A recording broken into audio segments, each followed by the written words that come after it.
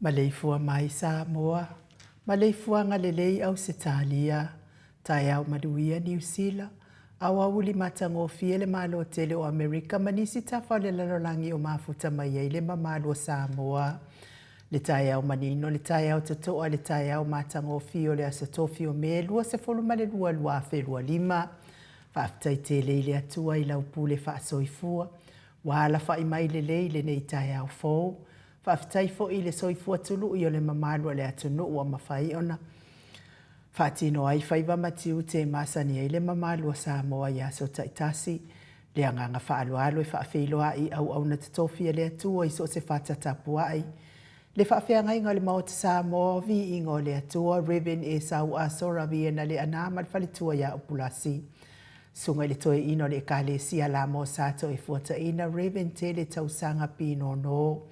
Pasta visita felava i amo sama vai tama soali i. Pasta faatili matulino si amoa malifaletua. Pasta tanga le tula epa malifaletua. Ia fai upu. Reven awatama tafai ono malifaletua ia katenari. Le susunga le epikopo ia sianava te vita kioa sianava malifaletua ia Jacinta. Pasta ainu umuri anga abi isawa inaya masaipeti. Matua malolo, manu malo, ya muli anga telesoti, malfaltua ya potafo. Pasta ya kopolama, malfaltua ya ainga. Pasta tole afua faraniko, pasta moana tulolo kapiteni poloka ivao mapetala. Pa iau ainga matama, leu songa pule matumua itu au malata wa ainga ilitai maleva au fonoti. Sua maleva ifanua, fofoma aitu langisa ole masale au mua malela uniu na sailua. Le afifio fa atu to fa le ula la una mtasi ma upu ya te oile motsa Talofa, talofa, talofa lava. Le maleifua mai o le au mamalo sa tātou malo fa pelepele o Samoa ila na fionga le tui a ana. Tui male ali ifano wa le toa soa la uvi le lua ma le masiofo. Me se le a fionga le taitai sili. Le Grand Chief o Papua New Guinea. Susunga le apostolo. Fo mai o le tula fono. Fo mai o le polkiki. Ai o le fo mai o le tamau ainga.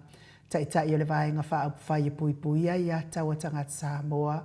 Lau susunga tula e pa awe lua fatia lofa lupe soli ai lolo fia ngaru male mana na yoti ai ono. Dr. Sailele maliele ngaoi male falitua ia Chilen.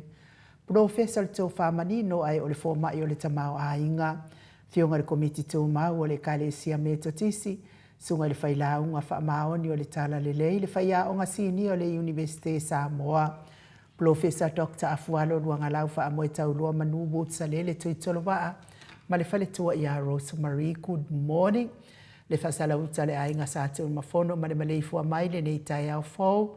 La wa fionga le sa o le o tasua tele.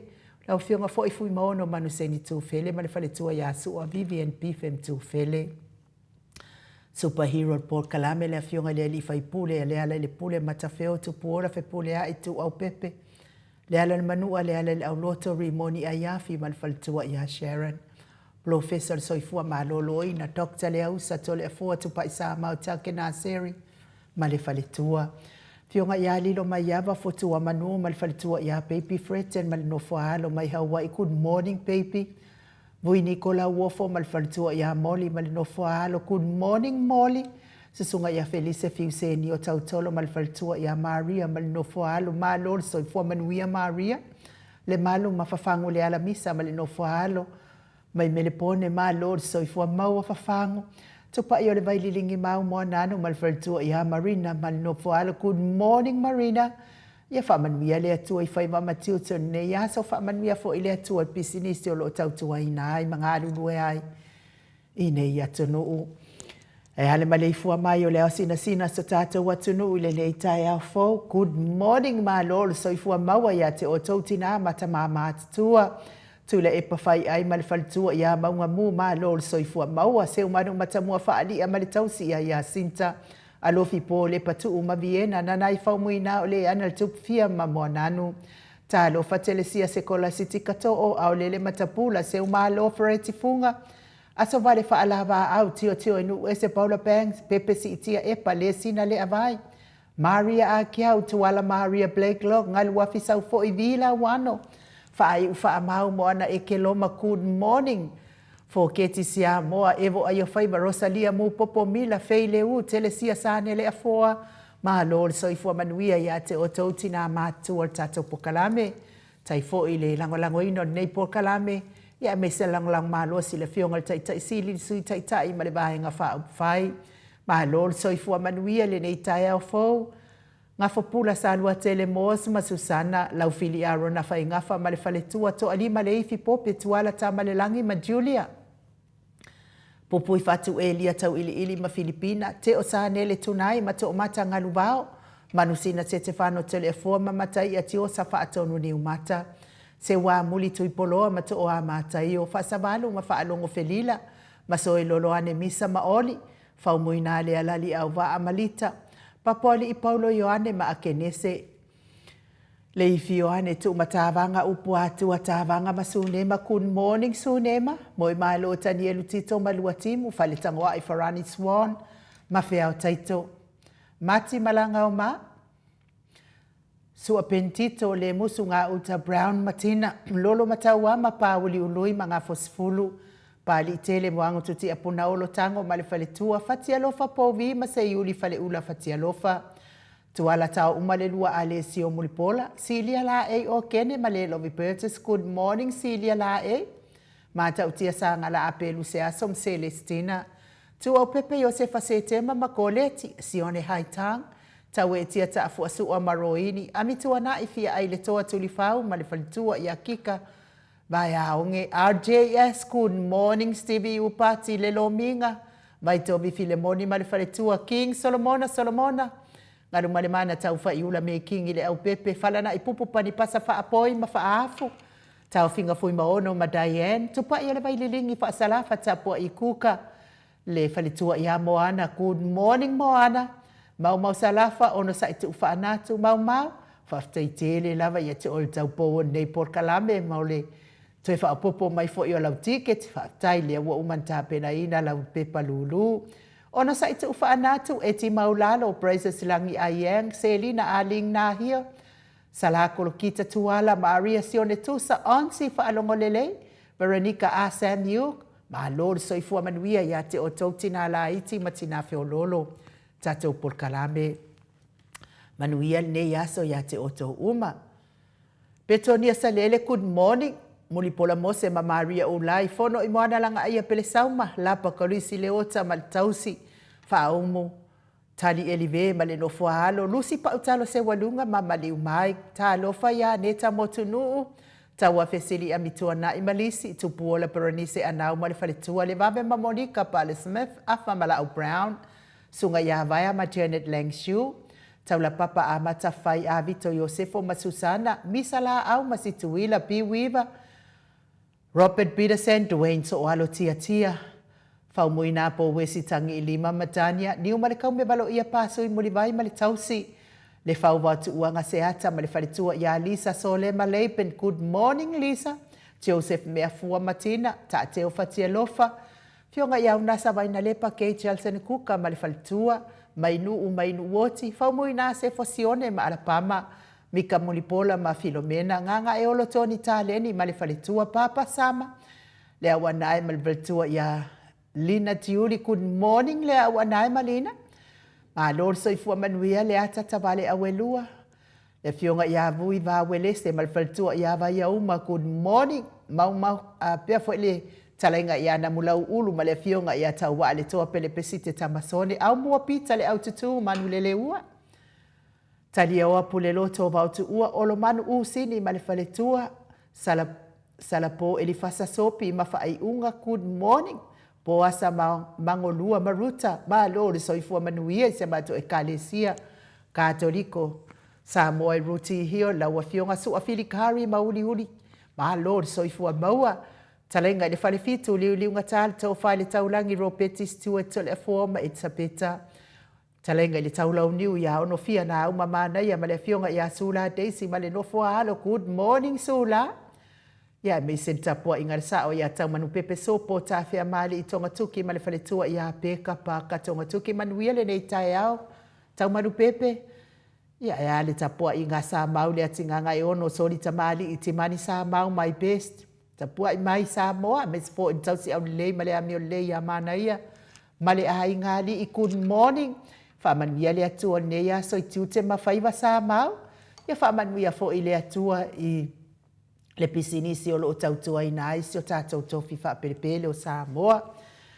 Le mafuta mai lunga o penga te whailangi i lunga o tātou YouTube, pia fo i lunga o le tātou api o fōlinga, ma lo lava soifua manuia ia te o tau uma. Ia e meise fo inisi o nei ainga wa fere whainga malanga le maliu male oti le nei tae au. Ia tau ia ina ia wha mawhanawhana ina i le atua o tau mawhatianga. Ia e ala ni tau tia fo i o le onga o le tinga o le tui. O le maliu male oti. Ia ui lava fo ina mawhanawhana mawhatanga i la le tino nei. Ia a ua umona tāpena i le atua no foanga tātou te hoi ai. Pe a umale nei o langa. Wha mawhanawhana ina o tau fina ngalo wha avau. Ma maua fo ini o tau fina ngalo le lei. A wato e aso na ia inga i lungo nei fonga ele ele. Levi inga leo le atua tātou te fellowshipi wha atasi ai le nei tai au. Whaanga solo pia le tātou Pokalame pe o na masani ai.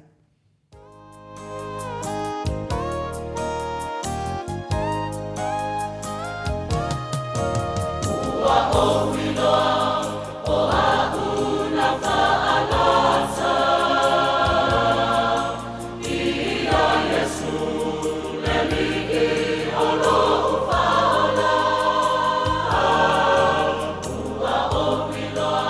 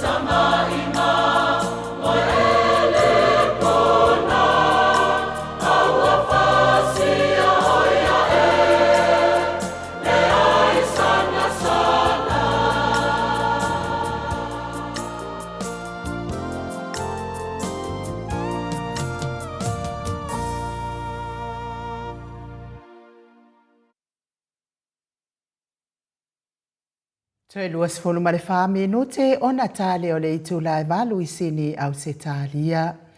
Levi ingo le atua sa tapena ina le karesia me to tisi tanu ngā manono. Ia o te fia lava a mata I le tatou pokalame I tai au taitasi a o tapena I le tatou malu tai au.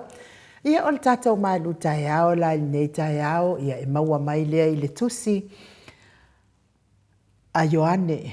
Tusi a Ioane o lona fai upu mua a tusi a Ioane o lona mata upu mua. Fai upu mua se ia o le iwa. Ioane mua a o lona fai upu mua se ia o le iwa. Ia fai e lo tusi pa ia mana ia fo ilo fai tau lo tusi. Ia o tau fai fa matala ia tatou malu taia. Ole matua la mo tatou ia maua mai le fai upu e valu ma fai upu e iwa. Lua ni fai upu ala tam fai fa matala ina tu nei fai tau ina tu nei tai au. Ia wa fo ila fa afonga mai sa moa. Ele ole malama ia a uasau o ia ina ia moli maui le alava malama. Ole malama moni lea na te fa malama na mai na tangata umalava ilona maliu mai le lalolangi. Ia ole ona fai upu na e fai matua le tatou malu tai au nei tai au. Ia a o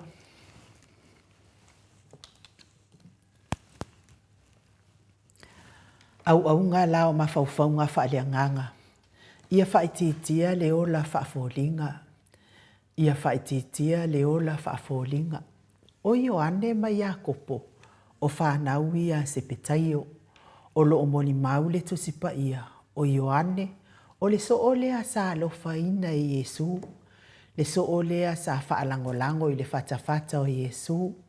O le so o fo I lea sa ia tausi. Sa ia tusia le tusi lea ta ua o le evangalia Ioane. O Ioane whaatasi malona uso Iakopo. Sa avea I la ua matamao le ulua I senturi mua le kalesia kerisiano. Taimi o le sawaina o le ekalesia ai mai se fo ile malolosi mai o a onga. Na te atu ai matau whaasise atu ai a onga whaakerisiano o le ala le na o le tusi lea a Ioane. O le tusi e vatu ai le lapata inga I kerisiano I le ulua I senturi. Ia whaete ia o onga tau whaasise. A oa o ngā ia whai mai o Yesu, ua na o se ata, ai le ia fio mai lona tino tangata. A oa o ngā e te tee ma te ena le tali tonunga i le fio mai o le atua i le tino tangata ia i tātou. O le mafua anga lea, ai sila i le amatanga o le tusi, e a mata lava i upu ia a Ioane, wa mātou whaalongolongo i ai, na mātou mata i ai, na mātou iai o na mātou tango iona lima, tango i lima fo ia langa le tonu ia whai mai e le ito e tui Yesu, na mātou tango iona lima, na mātou mafuta whaatasi mai ia, o le mafutanga Ioane ma le au soo ma le alii o Yesu, o le mafutanga e mawhanawhana, a wasa whiwa i whaatasi, sa militino whaatasi, tau mamafa whaatasi, mati ngā whaatasi ma le alii. O le mafutanga mawhanawhana a le au soo ma Yesu, le nau Ioane ia maua le au kerisiano, e ala i le lātou talitonu, ma le whaatua ia ato ailo lātou oli ia Yesu Keriso. O le mafutanga e mawhai ona maua pe a whai e soifua, maola le au kerisiano i le malama o le ali, whai mai Ioane. O le atua, o le malama o ia, e le ai lava se po uli ia te ia, lona winga, e le o se atua wha leonolua, e le o se atua wha folinga, e le o se atua o le po uli, ai o le atua o le malama, o le atua e wha maoni lana upu, e tumu i le ami o tonu, o le atua manu malo, le afo ia moli maua Ioane i lana tusi wha e vangalia, wa pupula mai le malama i le po uli, ai le manu malo ai le po uli, ai o anga ia le po uli, le ai fautua mai ai le apostolo, ia alo ese ai le au kerisiano, o le tautala i upu pepelo, o le ola whaafolinga ma le ola whaafiami o tonu, whai mai le tusi pa ia, i upu ia ua whai mamatua, a whai tātou te whaapea e le ai sa tātou wangasala, ua se i tātou ia i tātou lava, e leo i te tonu ia te i tātou le upu moni, ai a whai tātou te tauatu o tātou wangasala, e wha maoni o ia ma le ami o tonu, e wha ngalo a tātou wangasala, ma wha mai a te i tātou i mea le tonu umala. O le winga, o lona winga o le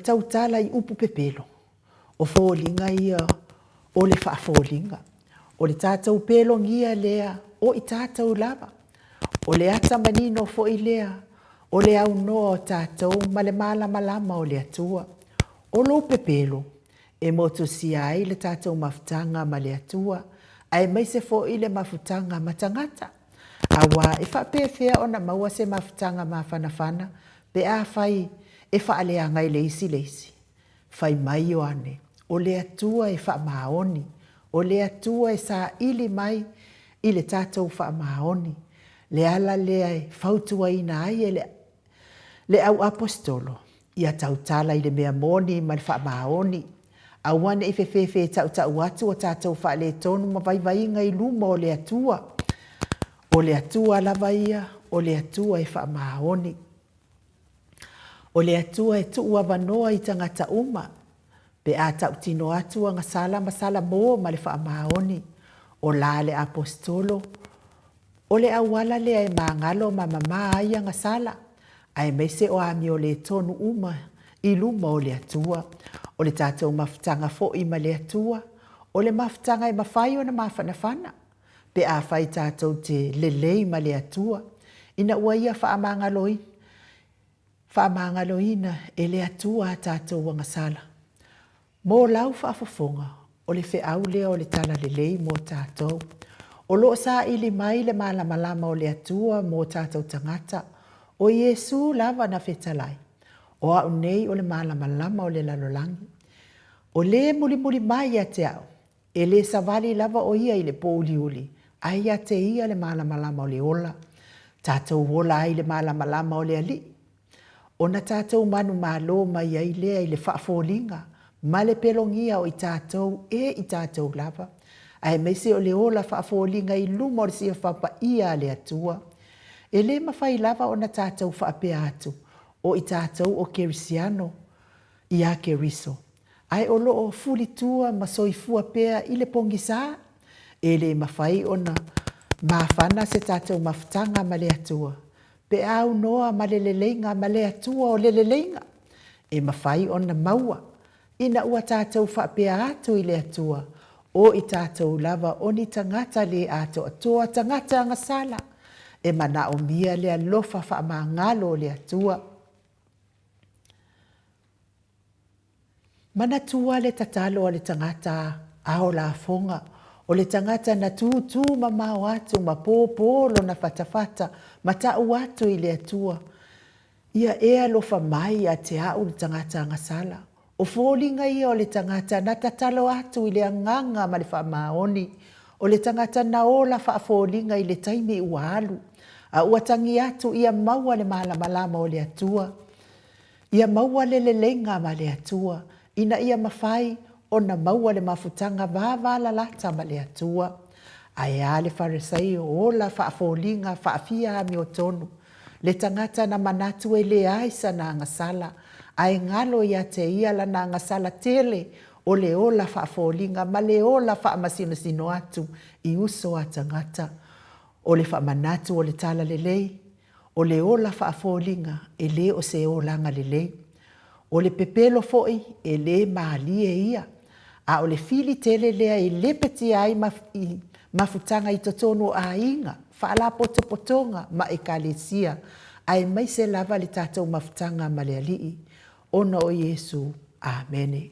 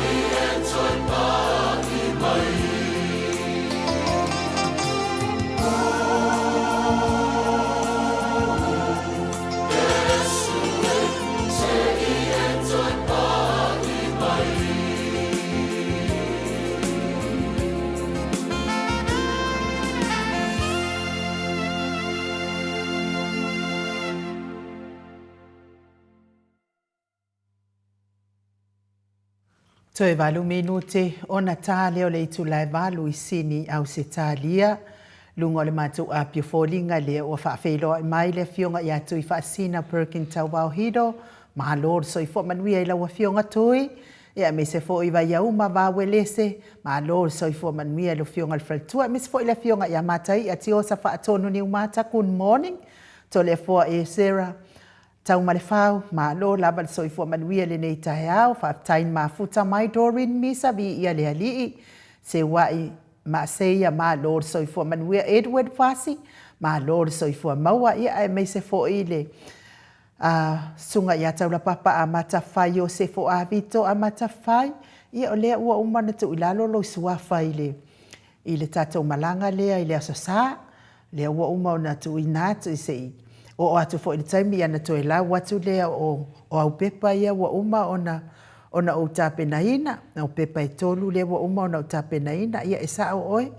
Wa lea I lava se taimi e malanga ai tole foe e tala mai itua ia le tau o au pepa. Ia e awete pole wa lea to a alu tatou wa ai le sa. Ia e whaitalia lava na ia ma whaatu mui fo lau pepa lau a fionga le tapa a wa lau e iai o iai sa moa. Tai lava e. Lau susunga tau la papa a matawhai a vito ma whaletua I a Susana lango maalo si mai au kilani New Zealand I le nei Paul Kalame ma ona tiute mawhaiva. Viliamu Ioane tō soni, good morning ma lo soifua manuia, te wila maxi ma lo lava le soifua maua. Me se fo I Lucia Ion Loka, good morning ma lo soifua manuia tu ia lamu. Endra Lii, good morning Endra Lii. Ma lo soifua, ia me se fo talenga ia ngā fopula sa lua tele mos ma futa mai le nei tai au to o amatai o ma lo soifua manuia. Filomena Munipola whaftai ma futa mai pe telo Ioane ma lo soifua manuia fo ilo waso. Taula papa Tris le musu leota ma lo soifua manuia le nei tai au so. A me se re tina matua ia seu ma lo fereti funga ma futa mai Alaska. Good morning seu ma lo. Vi ia le ali I ona o ma lo si. Fua ia tupe ia te o tina matua. Elena Acosta, good morning. Ruta Mangolua ma lor soifua mania ia me se fo ia se uso sia ia vila wano tupa ita ala wa baru sifunu male baru tausanga o lona soifua. John KP tole a fua ma lor soifua maua ia me se fratua ia Sina Lay Burton ma futa mai Kalaistete ma lor soifua maua. Heni welese. Bi ia lava le atua whaaftai fo ia tole fo e Sarah tau malefau. Ia o loo whaaftai mai tatou malu tai au nei tai au. Bi ia le ali I ruta lua manu. Manuia lo waso. Whaaftai whangamoa ma lo soifua. Stevie upati, good morning Stevie. Manuia lo waso. Ama se mana ia ma lo soifua. Vai o le lo whaale ifi, good morning. Ia whaapena fo in whaamalo mai le tina matua ia seu ma lo fereti funga. Ia mo le tatou malu tai au vi ia lava le ali I tau tapua inga te Willa Maxi. Vi ia le atua whaaftai Angela Masoe, whaaftai Manu Sifa. Vi ia le atua pia fo I le whaaftai ale whalitua ia vai au ma vawele se mo le upua le ali I nei tai au. Good morning Angela Masoe ma lo soifua manuia pia fo ia Fred and Baby. Ma lo lava le soifua Willie P. Smith. Good morning. Se la tupu Filipo, Mike Timaloa, Josa Leao, ia e mei se fo I Moana tau mesina ma futa mai fo I Alaska, se o fo I tina matua, tatou po kalame, vi ia la vale atua ono o tau ma futa mau mai, ma lo pele sauma, ma futa mai Wellington e New Zealand, ia whaaftai tele ma futa mai, e ele taltonunga ia o le whangasu solo pea tatou po kalame, ia a whaafonga mai fo I Dr. Leausa, a Professor Dr. Leausa tole a fo tupa isa mau take na seri ia whaamalulu atu Dr. Ia waka fiu o le mele wa lenga kuaika ko por kalame ringi kai au. Kausu enga o le mea e eila ka mai pingir ngai tu tono la o telefoni. Ia o na luatu ai le o le si ufafonga o le tatou fo mai lungo TV ia mwhaafonga o mai la langi atoa. Ia waka fiu e su e ai fo I waka inga I umakula vai tole a fua malu mai ia pala whawhiang whaika ko. Ia ele se mea o iai. E umalor ka por kalame ngo walu lola ia le whaatau mai se waia lea. Ina nei te iwa o ai fo I por kalame ele fionga I le professor ele soto nai. Ai le ai lava se se waia e uma lo tat pokalame o wanu loa whaatau, whaamalulua tua ia i lātou o e fia i pokalame le fionga i le fōmai, Profesa fōmai, ia se ia ulia lea mai aso, ai se ia ualu e so e mengi waia e whaia i kako live be a uma i le tātou pokalame, ia ai mo i lātou o e olo mawhatia pe ngase o le tino. Tau mea i le whalaefu ma le apolpulusia o tō whanga i so se maota, so se lawa, mai se tatono maota ngase o lo o tau sia i le tele o le soifua ngase le mamalo se tātou atunuu, tau ia ina ianga le leile atua, ma ia lango maluina o tau ta o tonga ti ngata mati na uso mtua ngane e meise nai whanau pele. Bea fo i tonga fiti ngali i matama i tau si soifua o ala alfa amalolo ngale atua i o tau ngase. Me se fo i o tau o lo tau sāwali, whalimai ia mō tau ngase tau mau, ia maua pēa le ona sa i malosi, whaafia ina o tau, whaia tonga fitinga, ia maua pēa mafutanga umi lava, ma nai a inga, ia e me se fo i tātou mafutanga i tātou pokarami nei. Le soifua matua le mamaro le atunu e ua ova le fitu sifulu tau sanga le soifua, tau ia ina ianga le leile atua, ia te o tau tamama tina, ma ua pēa lo tau malosi mai le ali i whaafia ina o tau fina ngalo, amu ia fo i o tau, umi le tau mafutanga manai o tau alo mawhanau, a inga uo mai e masani, levi inga leo le atua o tapena ina le tato insinia ia Michael, ma tau te awa lofa atua ia te o tau ile nei tai au fo.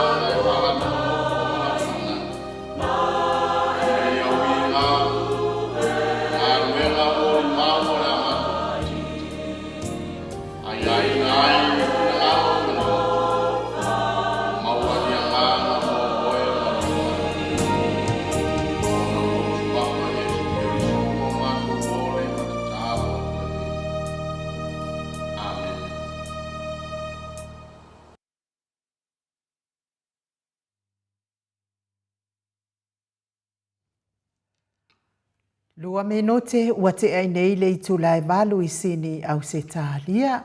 Ia o alofa anga moripona. Tau mi ai le fala efu ma le apopursi o tō whanga o nisi o le mamaro le atunu. Ia e me se le soifua matua. O ta maamatina matua. Ma o ta Samoa vi ingo le atua. Ia au nai tatou folofolanga ia e toi whamanatu atu. Te taditonu ia o le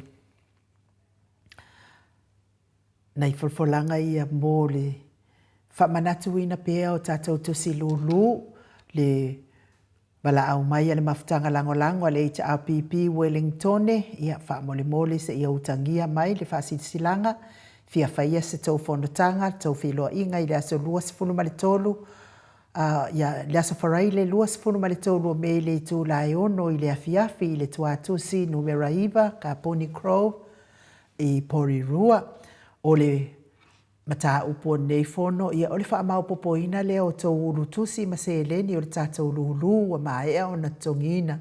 Ia manisi mata upo e fia maua ia isa fina ngalo le mafutanga. Tai tonu ia o le a tātou wheloa ia I le aso moli maua e mo moli atua ia le atua le tō soifua ma so mātou wola a mana o mia fo isa utusi lulu.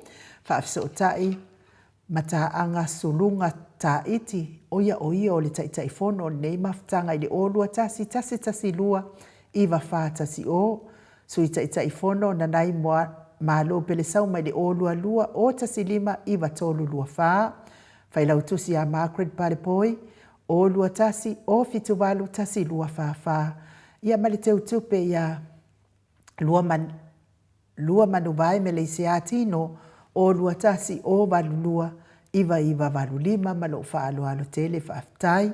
Ia o lea u te whaalongo pe ia e malanga le taitai fono le mafutanga lea langolango I HRPP Wellington. Ia e momoli alua ia la tautusi Samoa. Ia utangia maia lea wha silasilanga I la tau uma o ia lalam papa au Wellington. Whaafai ngofia I fo ila ngaluenga le ofisa. E whapena fo ila ile mafutanga HRPP Kalaistete. Whaia fo ili tau mafutanga I le aso lua sepulu male whao me le I tū lai ono le afiafi I le tōru sepulu male ono Nancy Avenue off Innes Road I Kalaistete. So ani fo I le whamama ino le avenga le whailau tusi ia me se fo I o le laulau a fono ia mole whamau popo ina lea o le tau tusi lulu. Ia mamomoli atu loi Samoa wa lea toi lua vai aso. Ia ona whaangataina loa leo nei lulu. Whaafso ta ila ia sina lei Burton I le olua lua ono wha ono iwa walu lima wha. Ia moa ato tusi lulu. Ia me se fo I pe ale I maua lava sau tusi te lele avanoa. Au kilani I New Zealand ia whaafso ta I nunu whaasina ke pawa I le olua tasi lua o walu iwa wha lua o le wha mau popoina lava o tautosi lulu. Ia me se fo I Queenselani a lapa kolisi leota I le o wha.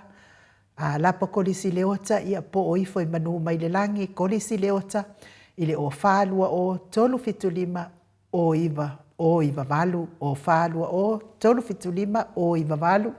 Me se fo I le whailau tusi le whionga I whalitua ia Brenda Mawingoa I le o wha valu o valu ono wha lima mo le wha mau popoina o le tautusi lulu. Pango I Amerika Samoa, Margarita Lavasi Smith, po pese tātia, ia po o whalitua fo I awai o le alofa a le ifi. I le lua lima lua balu, po o le lua lima balu tasi lima fitu. Numera muli o le lua fitu lua, tasi fitu o iwa. Ia mo le wha mau popoina fo I o le tautusi lulu, ia le ilo fo I pe malanga e whalitua I awai o le alofa a le ifi. Moria e tau pepa I oi I te tātou ofisa autu I Petesa ia malo lava o tātou whaasirisilanga na I lo uama ma lo whaalo alo tele whaaftai. E mamoli atu fo I le wha malo ma le whaaftai tele ia lua nuu tūtoe sa vea ia lea ua totongi maila na tusi. Ia mo le tātou malanga lea ia e umalo le tātou pokalame lau o el tama matua lua nuu tūtoe sa vea ia ona o tango lo le tātu ia lau tusi tono lau. Ia o numera ia lau tusi pe o iei sau peni. O le numera o lau tusi o le lua lua maluono. Numera mua mua, tasi ono, tasi o tasi. Tasi ono, tasi o tasi, tasi ono, tasi o lua, tasi ono, tasi o tolu. Se ia o lava i le tasi ono, tasi o. E o mautango tātu ia wale mautinoa le lei. Whaafitai fo i a mau salafa tau powo nei Paul Kalame le fo intongi maila na tusi ana po. Ia o le numera leo lau tusi mau, o le lua tolu lima. Ai o lau pepa o lau tusi, tasi ono, fitu iwa tasi, te ia o le tasi ono, malu o, se mfoio no tangole a teki tatu ia o pepa. E wha malo fo im whaafitai tele lava ia se umantafa, Loretta, tuinga mala. Lea ua wala au maini ana pepa stolu. Ia whaafitai tele lava le lango ina o le lulu o le Maot Samoa, a le lulu o le HRPP, whaatau wina le tato Maot Samoa vi ingo le atua. Ia ai meise o nisi o mafutanga i pei ona o whaalawina atu le taimi wasola. E mori fo i whaafitai tele lava ia vai o le alof, a vai au ma vawe lese, ia o lea sa ia whaataua tato tusi Melpone, whaapea foi ia whale au tō, whaita matau Taulangi Johnson, malwhalitua ia whafangu le alamisa, ia mori fsoso ani mai nei tusi toi wha lava tusi e whalitua ia vai au ma mai ana tusi e lima spulu, ia ai toi taitasi ia tusi a whafangu, whalitua ia whafangu, whaapea foi ia whale au tō Johnson, ia maalo lava whaafitai lango maalo si mai tato po Kalame nei, ia e toi taro sanga atoa i fo i la ia te o tau malawe i le itongi a tau tusi e le ngata i nei Paul Kalame le Maot Samoa vi ingo le atua, ia ai o la ma le tatou HRPP, ia e taro sanga mana o mia lo wha mau popo, ia e ala le ofisosoani e ala le wha mau popo ina le o le tatou tusi lulu, i le vave leo na tatongi ato lau tusi ia maawe i Samoa, e le whai ngofi e fo i le ngaluenga o lo whai Samoa, o te taritonu a tātou lea e whai ngofi e le ngaluenga Samoa, ia ona o lea e halu lava le tātou wa lele, ia sa uma, ia e le pe o nai mafutanga ia e tau wao mai waile i se la tau litio, ia mai mau fo i pe ana wha apea to te mautonu, mangue au mama ia ingei ma ukusia, ia ai wha malo, ai wha mahalo lava ia te oto, tai tonu lea ua tā pena, ia taitai o nei mafutanga, malanga atu i Samoa e tua au atu a lātou tusi lulu, ia ma lātou fo i tau mawhainga, ia soani i tātou mata upu e pei ona iei tātou talo pea i le atua i le au noa, soani mai tātou whainga malo, ia o le aso na nafi. Sa tātua i sina vaenga kilipi fo i lea na tātou tale noa i le aso na nafi, ia to tele la vala lātou na vala au mai. Si o lea maua le ka ore maangai ai o le mere ngā mai fi whaalongolongo e saka ki ngā masi o tamā whaale vela whaku ngai lungo le YouTube. Bisi ka ke whiu asu e ia o le mea lea, ia o lea la o le a. O le leanga fo ia se mana o ngai e le talia, na se mana o ngai le talia. A o le itaina la ia le tato kilipi a toa lea. Ia o le tato fo mai. Ia o lea tita mai bea lava leo te fia whautua atuai. Mō tātou ma lava tātou wo e whai tātou tui or furu. Whai mai ia le fō mai whapitoa a usa o wadu e vai vai a so lea te anei. O te alu e whai so utui furu e matautia lava leo onga o le vevela o le tui o le furu i le tausanga nei i le lātou nā vai whafo mai. Ia o le mea lea tātou o matamati nā, ia mai te fo i lātou o e o lo tausia mātua, ave mātua e whai lātou tui folu. E tu sa lava whai meila na ia wana, whai e fo i e lo o uia malama o a kui o ke mai. Ia kei mi ai o mai lo o kui o ke mi fo i ngau ke mai, o le ala e le i whai lo o kui langi ke o mai e le se whai e tātou pokalap. Ia ai, kei mi ai o mai ngā kui ka ika, ia tate mai ai, ke ia wasau e whai meile tala. E o le mea nai loa ai, o oe lea ia o ngā ia il tui. Ia tātou o e whai tātou tui, e whai mai fo il tālan fo mai. E le wha apea a tui ua e le fulu wai, le ai. E iai le taimi e te maua i le fulu, ona ua whi awea i le siama o le fulu i te tono o tau a inga. Ia po te tonu fo i on wha ala potonga i te a wai. Ai avea le tui e wha maa i ti ngā ma mawhatianga o le ngase o le fulu. Ia o le wha makalanga ku ngā mai le mātou fo mai lau fo mai wha pitoa. Sa o asi i le aso. Vai aso lente nei le aso lulu ia ona o wa fo ia ngungu. Ia o le tala atu na ia te o tou, ia mo o tou o e ua amata fo ina vevela ti ngā le ngungu, whaile whangupau. Whaile whangupau mako anga vai i le mea leo te whaasila so o atu o le vai leo o le ki leo le aloe, ti leo le aloe. O le tile nai fe soani ia te oe tau mawhale, po le ale tau mawhtanga lolo i te tau mawhai. Waka kou ale e se mea lolo i le tau sami.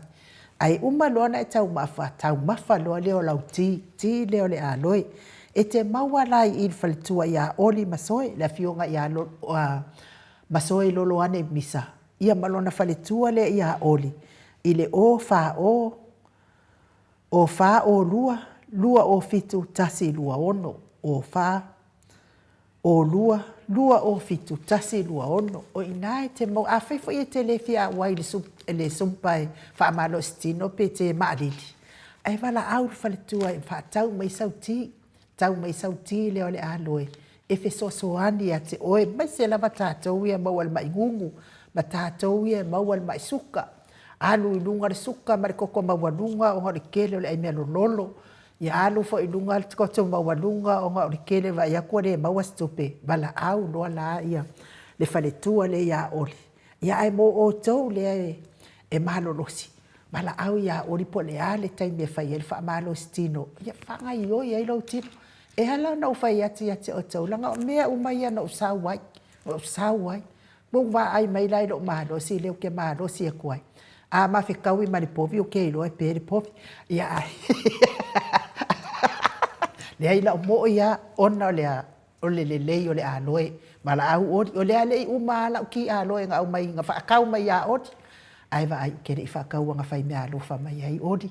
E whai mea alofa la ori a te a o le whionga le whalitua ona o lea o te ngā lua i nunga tato pokalami. Ia o maa losi. Ai mo o tau i e maa losi. O e whaakau mai kou ki. Bala au ia le whalitua ia oli. I mō sauti aloe. Ia ma e aloe ke wha amaro si kingo. Ke whai akua. E uma loa kako por kalame ko e whai loa ia ngo uwalu loa leo ke wha amaro si kingo. Pe a whai e whikau i le kai me wha amaro si kingo. Mara kai me maa ngama mai ei kanga kai anga wha ngau i o ke kausia. Ua le ua whai fo ia lau. Ia lau kea. Ia lau kea. A whai lai ia se tinafu i lea kausu e se mea e kuuai ia kamaikima kau ave kea fo ia o leu ke avangoa ai whai a lasi kaunga kā o le kea leu ke o ke whai ia ai whaafonga mai le tato kilipi lea ai ia wa whei ka mai lo makua mako i inga i nga wala au mai kā mai kilipi lo kou karaso mai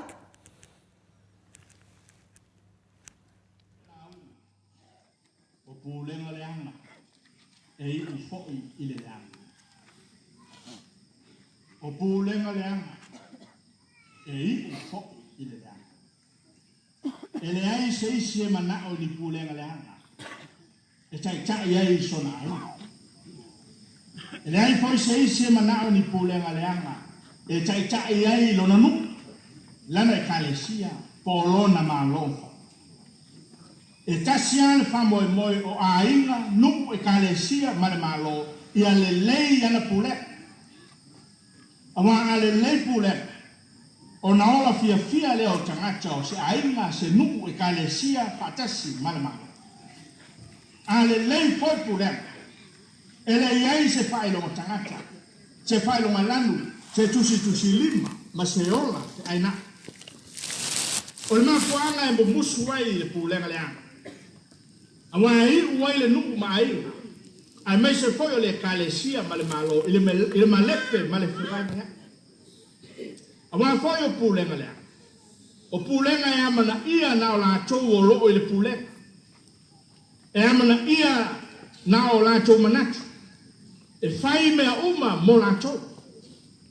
E le mawhauwhau ale pulenga leanga mo isi mo le leo isi. E le manatu foi le pulenga leanga mo se le leo lona nu, lona ainga, lana e kalesia, maona tangata. E tasi ale wha moe moe o le mea tau o le pulenga leanga. Ia whamali e ina lona mana. Tusa pe safai lana tau pulenga. O le mafuanga le mafuoi o na tau, pulenga leanga, corrupt. Wa foi o pulenga e whaonga ai le paua whamatai. Paua whawhai au. Paua whateitai.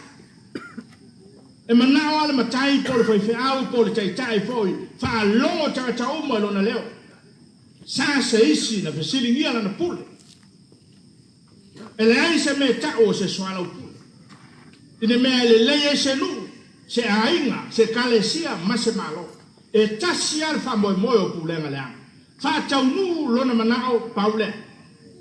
Pe se safai le ainga le nu le matanga luenga male malo e le popole e il tangata e pule i melea. Paua leo le meva aia.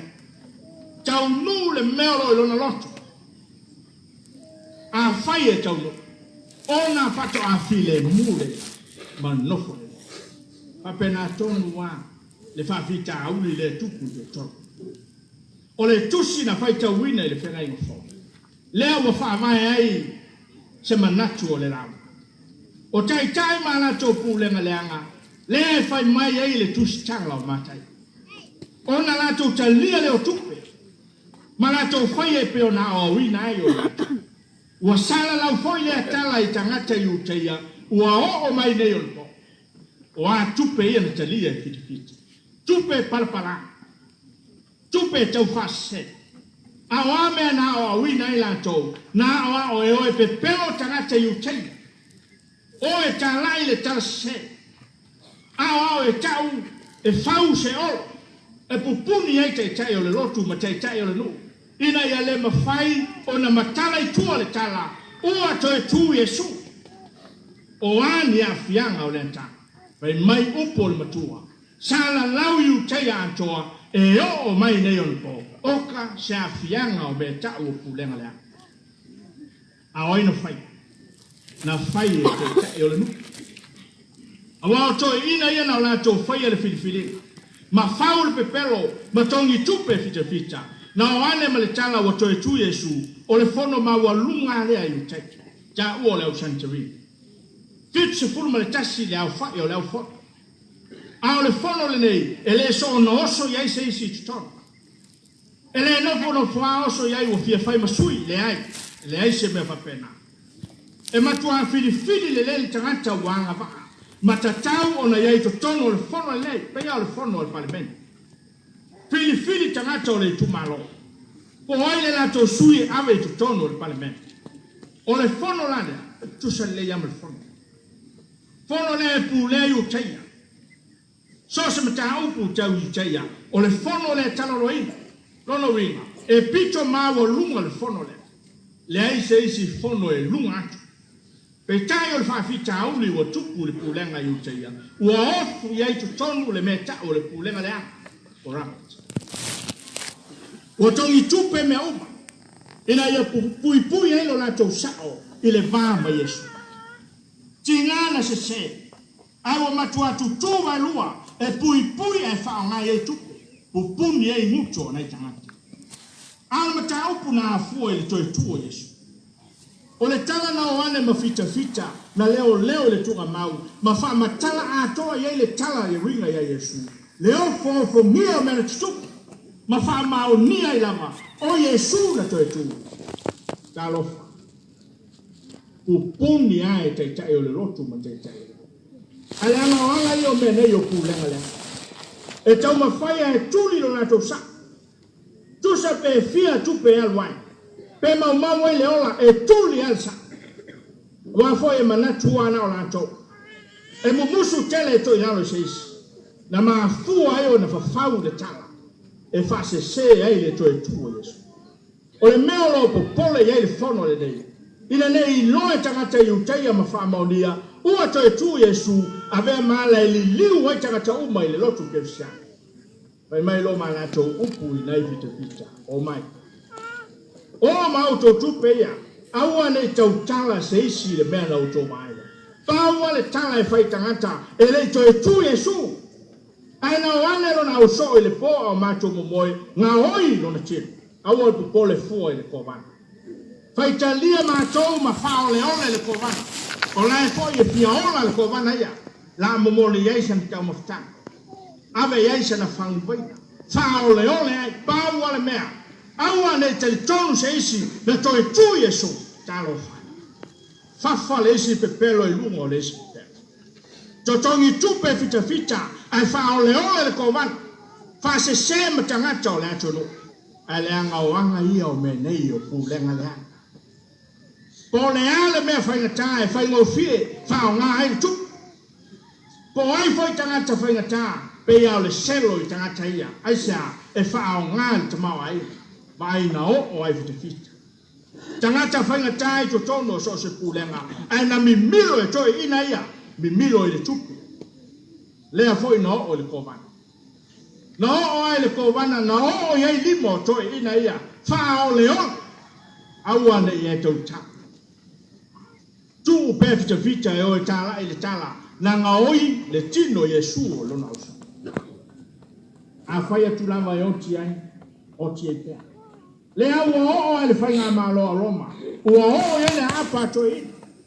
Ai le fa pea fato a fai le i o le mea le i na o fo ya yuta, o le so o Yesu o le tangata e ai fatasi ma Yesu, na li liu e tangata i e le tupu.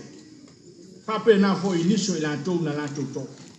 Na matua fili le lei tangata e o te tono le fama sinonga o Yesu, e fai ma moli mau pepelo, e tua ia Yesu na fai le tua. Tangata fo ia le tongi pupea na inati. A o tupe ia la tau te whanga ai, e leo nia la tau tupe. O tupe o la fonga tangata iu teia le malama. A wao la tau e pulea. Lolo winga, o le afo tangata anu, o le afo foi o tangata anu. Ele fa pe o fa le anga wa te tai o no. A o le fa fita uli le o tu. O matua ese ale o onga le lotu. Ese le fa ti nonga te ta. A le mesilio na le a.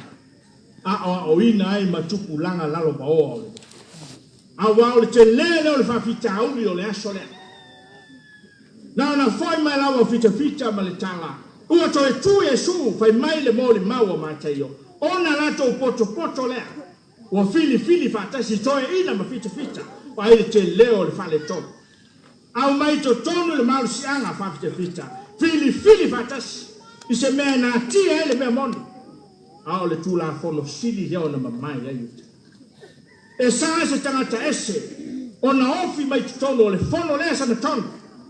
E ai se au mai to tono fita o le malo roma. Fainga palpana. Fainga le mama. Fainga pio.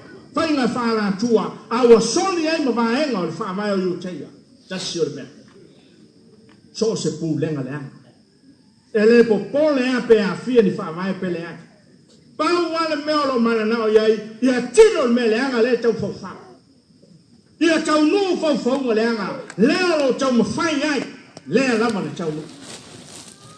Wanao na maua o le tonu, pa poto lo atu ye le mautupe na tome le afo tangata lotu pupuni e nguto fita ta le mese ta lo fai a o e pen a o i mese ma wala se a o ya wala fala tua a o i soli na tu la fon a o i te inga leanga ma pulenga leanga a o e tau fasi a le mele e a fua mai te ta fai ngapio leo wa fia ai fa na wala no fai mai le moli mau e o mai temi ne ele anga fina ne yo me ne yo pu lenga le na tupu ile aso le toi tapuni le muto le kovana i tupe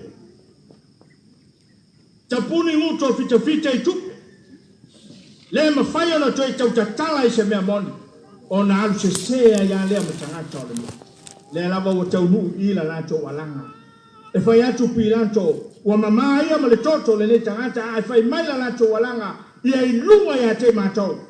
Ma mātou whanau le toto le nā tangata talo whae. Na alanga ma le leiloa, o lai alanga ma le mālai o lai no uru. Ai a fua mai pūlenga le anga te tai. Alanga le malamalama.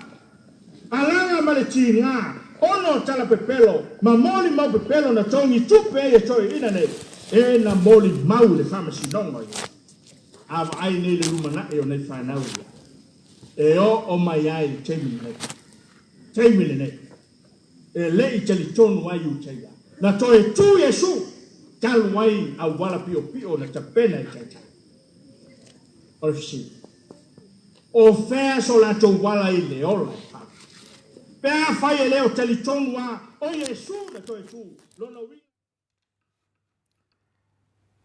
Ia o le tātou kilipi a tōl na, tātou kilipi na dea sa bodi mana o mai ai ia tō telefo i o le au mātu o nei por kalame i fia whaalongolongo i pāna ia si kilipi whaalongolongo. Ia o le umai o le whainga pālota le luafe lua taasile ana tupu mai ai ia whaafita uli lea sa tātou wawa ai atu i ai. I le tāpena atu leo le fionga te taisili malana vaenga whaopwhai e whaatautō, ia, ele i toi pōse li lo le mea na tupu. Ngata fo i lea, ia, tō tūli, ia, nisi o whaifi au. Ua sāwawali fo i le au whai ngā luenga le atua, a ngā i le maota fono, o wafo o whaasana o nta avali, sāwawali le mu ngā la, ma le bebela. Talu le tau wha file mu, le tau wha toa file mu ino le mata upu. Ilo na aso mua le na, aso lo na lua. Ia, lea fu isa tau wa ai iai, ia ua ifo le taitai o le e ka le sia ka koliko i Samoa. Wa whaile ifo ngai luma o le maota o le malo. E fia maua le toa file mu o le atunu, fia fo i le atunu o file mu, whaale lei ma whai mea uma, ma o e whai le malo. Ia, ai saua i loa ma le lotu lea al whaifi au lea, o te lei loa po ai le suafo al whaifi au. Ia e wha manuia la vale atua nei apostolo, e se le manaia o lana whautua. Ia, o mea uma ia lea na tātou whaalongolongo ia i nei tai au. Lea whika uma ngei anga tape atu. Lea watu tupu tātou whai ngā mālo leo tūlai mai nei. Matuat. Mea uma lea na launga mai ai whaifi au lea le apostolo lea. Lea watu lai mai tātou whai ngā mālo lea. E iai nei. Te leo o le whaonga se o le pawa. Whao ngā se o puleanga, whao ngā se le pulenga. Ia lea lau whanau mai ai. E sa o ali tala fu i lea le tusi e. Lea fu i lea makanga o le kala. Leo te manatua e whaapea le si upo. A tō le tu ina nau, leo mangkua a tō le tu ina nau. Whanau mai le anga sala. Ia a matua le anga sala. Ia whanau mai loa le oti. La lea ua iai nei. Wa le vanga whai le ko inga ngau. O le whai ngā mālo le iai nei. Le altu ina nau. Wha amalia o lato manao. Tuli lea tangata whai ngā luenga le mālo. Tuli lea tangata whai ngā luenga le mālo. Tuli lea tangata whai ngā luenga le mālo. Kuli a kuai ma kule epa. Le awhionga le taita isili. Kuli a kuai ma le whaipule. Faleata numera tolu, kuli a kuai ma le whaamasino sili o whanua pasuafa. Kele ka ngā kakaua, ngā whai ia i le ngaluenga neia, a le mālo le ia i nei. O tu ina naunga le whai mai el tala le tusi. La e whai lava le tu ina nau. Le hamea le watupu. Au mai le waa mai oi. Sau le waa mai oi Amerika Samoa. O le ingoa mua mua lea ngā sau fo le waa. O le ingoa lea o whaipule lea o toi lupe o no semo. Le ingoa mua mua lea na sau le waa whaapea o ia lea na ia whaatangaina le waa na whaia le waa lea e sau mai o langa sau lunga o penga whailang e le ungi kala ai ngu ke fo o ko o ile mōli ai ngu e vai o ngu e poko ai kau kala ile mōli ai ia na ele pe o sisi vai ngalale e ngala o le ngua lava lea na mua lava tau o to e lupe o no semo lea na mai fo ile le whailonga lea o le suafa lea na halu ia il tu stala ale newspaper lea o le observe alu ia si kenge e fia maua mai ia le whaamaunianga e fia whaini tala e ave lea tunu ai ana ku whai ile teine po o whianga mai ai ngā kana po o whia sau waile sosi lea ngā lea o le tala la lea na au mai ia makango loa lea lokale kenge kongo le poku ia o ke whaia ko fo ia o le ongo sa i fo i o ngei kenge anga o au e makua i le ai se haba ngō ke ku ua i kangaka ngei ia o le tala le na o a winga o mea ia mo mea pu o le mea o le tu ina nau la e whai lava le tu ina nau ia alu tala anga o le kausu e ai po o ai ngā maliu ai le alo le atonu halu le tala ngā mua mai fo ia suafa ia o le e lua lava suafa na mua mai lava sau i lunga o le suafa leo to e lupe no semo ma le suafa leo o le faipule leo wa maliu o ia fo ile ngos faipule ka alo o fai ia sorry ia faipule ia o le suafa faipule na ma le ven pa nga maka kekele mai lunga o le lunga o penga te whailangi ia te ile wa umatu le la wa avea la le fesidi so o le afionga ta isili ia la auli e sau e whaisana whaamatana ngai le mamalo le atunu o lea na te sila fia ina le tangata na maliu walta mai titi le alanga le na maliu tonu i talano lo na whale le pō tonu le ana whaia le la tau pāti ina ua tō fia la tau e le whaamatino sili ia sa tiu o la tau le la au e tu e whaida malo i o va ele whawhkai a kuin mate ui kālu whai a kuin lia whai kua koe va ai a kua i a kuin mate tu stan ia o sua whala ia e lua na mua sao a mai i le whaatinonga tu ina nau ia ke ia wala au atu loa leo le tātou pokalame ne tātou pokalame sa wala au sa mua ofisa o leo sa ave iai ia tātou molimau sa ave iai ia tātou fo ia molimau leo na o leo whaila tau suenga ele i leva lava na umana whai suenga ia leo i suafa ia ai e mo i fole mea wale ala i le pule ala pule lea lava e o mai le taimi nei o le ala i le pule fia mea mai ai nā mea o le tu ina nau fia whaamali e ina le tu ina nau fia whaamautuina o lātou a pule ao ia sa moa pe o na whaafongafonga iai i le tautalanga le apostolo lea kālo whai kālo sia lea lofa o lea tua ia sanga whaamanguia le apostolo lea totongo a e o na finangalo le lei a wā le whawhangaino le lafu māmoia lea tua ia ko ke sila fia la o tau lea la wa malepe wa ko lea ngasala wa lea wa tole tu ina nau whanau lea ngasala le sa kōku inga ngau wa whanau mai loa ngasala le ala le mea le wa maua le ngasala ia ngasala makau lea foi o le ngasapela le afionga foi le faipule ia la auli le ngasala i lunga i totono le mautafono e se la varsi ia nga kusala nga wa whanga ukongu mai i ngā le ngasala ia le ala mea le utula i mai walking wa maliu le ngasala asea le wa malepe wa lua vaenga wa ese le vaenga na o nei ave le suafa o le atua mai o le whātua o le ainga whātua i le atua sa mo watasi ongi mea ia e whai engi kangaka e whātua i le atua sa mo watasi e kauwi masui kukuli kangaka whai ngā nuenga kuli e kuai male o ke ofo i le mi ngāo le ngei koe inga e makua i kokongo le pare menge a o le ngei wo wheka ngofi a o sese fo i a o sesi se i ai songa mawhau le leima songa mawhau faa le atua ngā o maf ia sa o ia le ka ko malu tai au le na whai ana nafi wanga ngafi foi. O tangata leanga nau lava ia leanga atili, ia makua I fua mai mea leanga. Ia lea la ko silsila. Ia sa o maua le whaamatala. Lea ua whaanga solo le vai aso nei mo li maua leo I le angasala lea ua whanau. O vai aso atoa la nei lea wha solo ai mo li maua leo. Ahe o ke wha aloko e mahalu se fulu. Mahalu se fulu mo li maua leo. O ka koi kiki o le se lau. A o le ngi maka upu wha tau waa.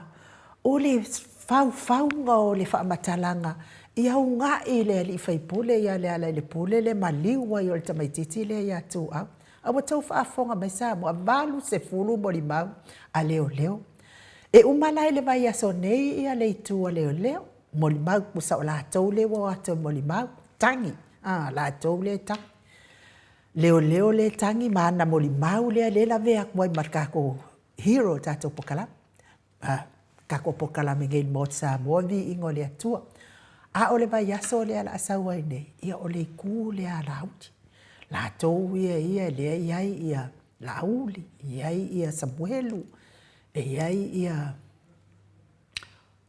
whaimaka. Ia wala langa ko olua Samuelu le alua ngai I mea le mori mau. Ia ma mai kaifo I le anga whai mai ka mai kiki kala pepelo le o Samuelu. O langa la wha apo liuri. Ia ko manga le la vea umai I le tua leo. Sala ngau Samuelu la walu o. Ko sala la wakui o le siwa Samuelu. Ai kui I leo le siwa Samuelu. O le vai aso la lea. Ia ma tamaitai lo whamasin leo fo I leo whamalolo. Ia ma lea li leo fo I leo whamalolo. Ma taulia fo I o lea sa whai le whamasinonga o le leo lea ma tamaitai leo. Ia la ua malolo nofo lava le tamaitai leo. Ia o lea lava le whaamalia ina lea li leo le olio. Ia o lea la na whaapea e toe alu e toe apili le whaamasinonga leo. Ia ahe lea ia. Ili ngā whaalua. Lea fo ila hela mea ile mta upu lea ile vai aso lea la asau nei. O la tau la nā lea. Ia ma le whaamatalanga. Whaapea e tolu le lei ia lo ia keisi ia la uli kolu. Tolu le lei. Aia te au la ia a whai o le umi le whai e le whaamasinonga lea ma le malu se fulu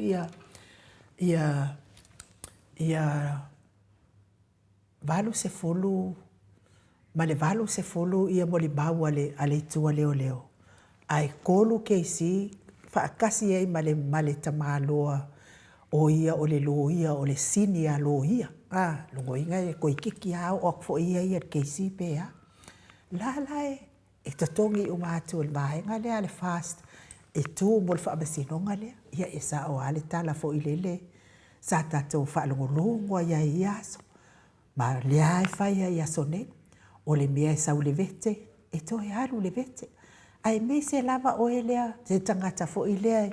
E le kelengi anga kupe mai e le. Awa ke ia wakako ma ai a kuai kako nguu. Ia ma kako malo. Tatou tu malo. Kako ainga. Wake ia woso mawalunga lava lona tamau ainga. Fafua se ia bum. Ia ole mea. Ole mea a maka le mua kuai lalo nga kau whaakupu so ka mau ainga pe a whai ki whima ngā oe. Ale mea le ia lwanga. Ke ia pum. Le halu lunga o le te leo le tamau ainga o tangata nei. Ale ala le mea le wa ia ingei. Ia a whai e 10 milionga le kongir keisi e kasi. Pe a fuala ia ile. Pe a fuala ia ile vai aso a toa lea e.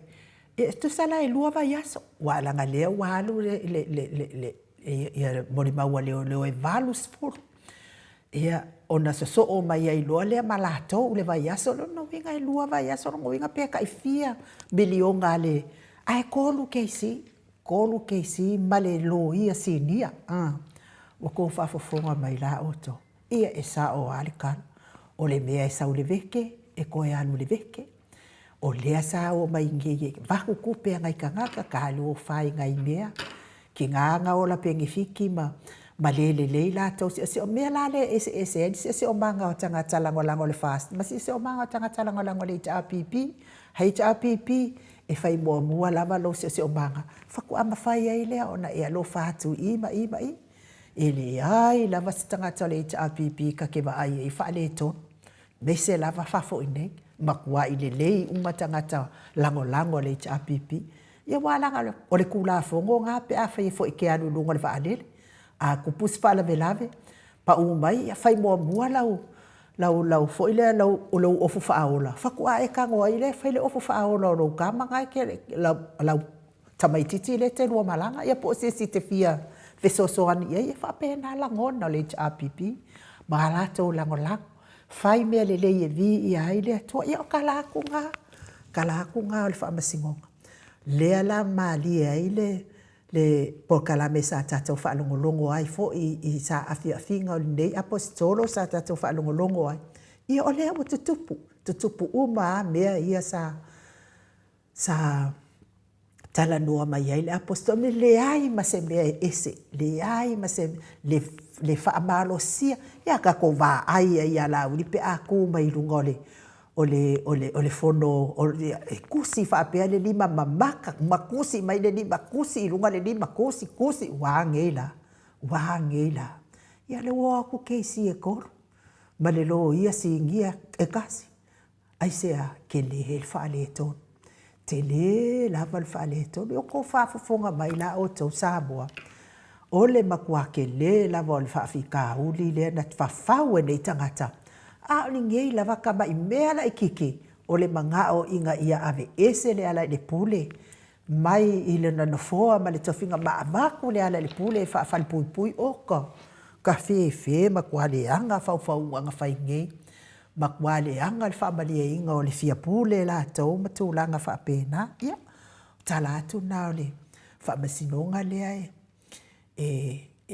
fa ngasolo nei le aso taiao la o le aso muli na o le tu le ale o le o mamoli maua le o awa ele o tatou la tak ele o le ala le pule fo i la tak o le ala le pule la vea le moli mau a o le watangi fa sanga ya lato ona o le tua inga se o ngalue nga fai leo ia o le vai aso a toa la le ia o lato le la o mai tali ia tatou tatalo mo nei fa masinonga ia maua se fa masinonga tonu mai le atua e ala ia li matamaita i fa masino e le se mea fai ngofie fo ia le fa masino o se mea fai ngata tele ai a fai lava i le alofa ma le fa maoni e tu sai ma le tautonga e fai ma le fa maoni mea uma ia ka ko mawai leo se tala fia ia ma fa sauina i fo i ma fa mamaina i fo i le suafa o le wale sala a lea on se manu e pa u ia i lunga le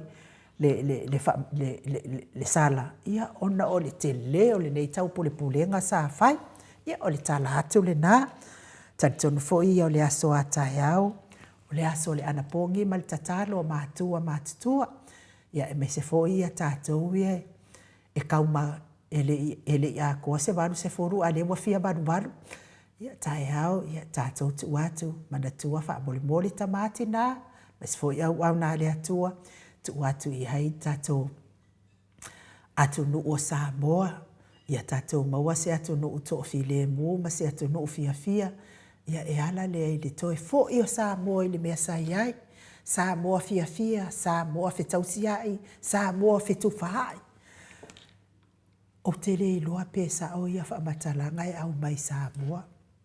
Wa au mai so o lama nei whamatalanga a te mo se whamatala atu ia te o tau leanga o tele mana o whamatala se mea se. O a ua ia o te ino ia kulou le upu ino. I se tangata i tala pepelo. O lo uika ia i se tangata i tala pepelo. A o tala ia a mai Samoa whaapea. E ia i se ben. O lo fea lua i fo i lea e piki ai ia leitou pāle a mātou o le ngata i tamai i te neti. Ia a o nei tina foi. A wa ai le ven lea e te savali to atasi ai na o oe te tina le tupao o tamaitai ai mai se tupao tina. Ia na tu lo le ven le ma whana o tawana o e o so i tono le ven e o se fasi. Na o le kele ia o o whamatalanga ia wa au mai o mai taimi nei ia. Tātou tatalo mosi a tātou watu no whaperepere o Samoa. Po o ai ia tangata ia tau mawhai nei uwinga leanga. Ia se wha mole ia soasoani ia ile e le ngang pa i o le atua ile ai o tātou ai i Samoa ile ele ola tu ina nau whapena.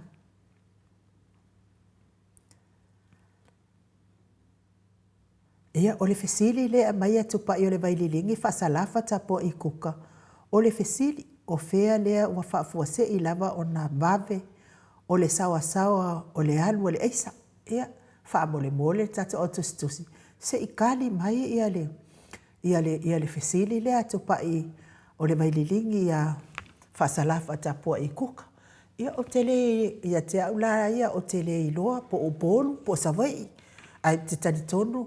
O le kele lava o whaafitauli le sau o upolu lava le sau o le whaafitauli aisa maua mai sau le atala maua mai ia o upolu la ai pauli mea lai maua mai savai ia pei lava o le afio anga le o mātou o i sapali ia lea fo ina u whaalongo atu ai lea na whana mai ai fo i tangata ma ia ono ai o te whaalongo atu fo ia e kau mai ai fo i kanga aisa ia kālusia ia ai le sao ia whaamatalanga.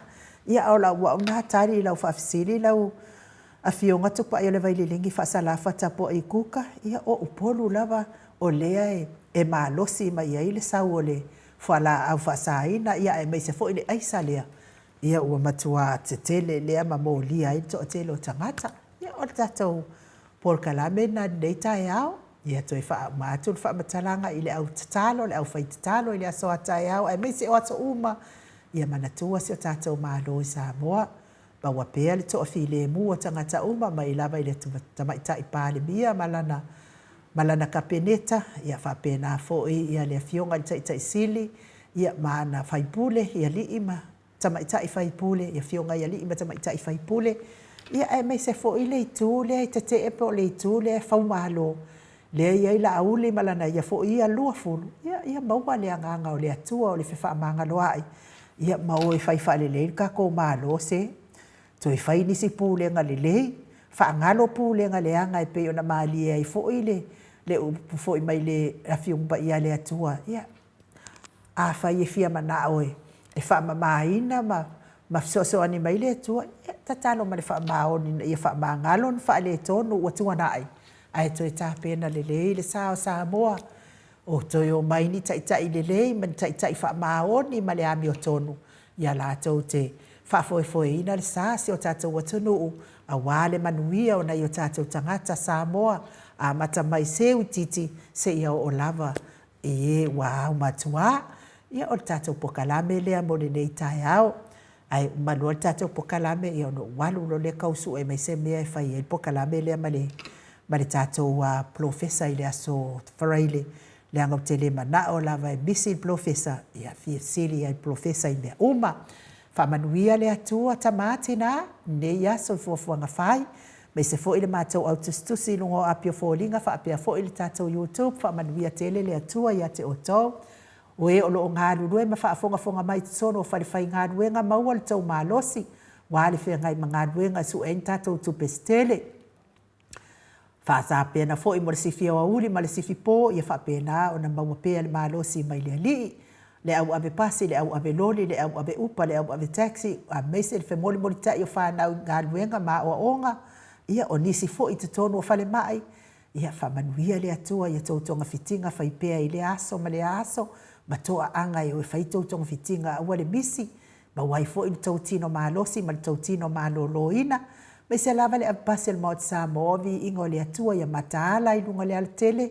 Talainga ngā fopula sa alua tele mos. Ia me se fo i se o moia. Whaatili tamausu pātolo whaatili. Ia o le vai aso lea i wha umai ka ko kusi lulu. Ia wha manuia lava o ngā luenga whaatili i lunga le ala tele. Ia me se fo i a whale au tō. Whaita matau Taulangi Johnson ia whamanuia le atua. Ia mai se ia tatou ave upa lea ia olo manu usini.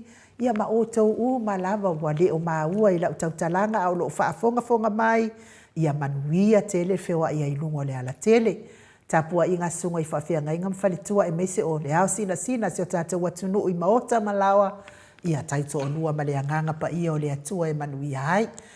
Tātou wheloa i le aso asito ona i tātou porkalame pe apula lofa le atua e momoli i ai lo soifua ia e meise fo i se maa ora vai ma le atali i a Michael ia ai wha soifua ia Samoa mai le maota Samoa vi ingo le atua i sini au Setalia.